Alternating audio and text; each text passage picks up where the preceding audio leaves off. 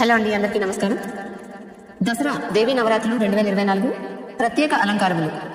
October 3 ఆశ్వేజ శుద్ధ పాడ్యమి గురువారము శ్రీ బాలా త్రిపుర సుందరి దేవి అలంకారం.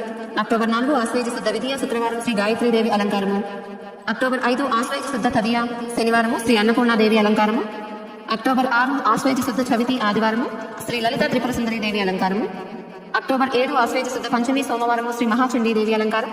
అక్టోబర్ 8 ఆశ్వేజ శుద్ధ పంచమి షష్ఠి మంగళవారం శ్రీ మహాలక్ష్మీదేవి అలంకారం.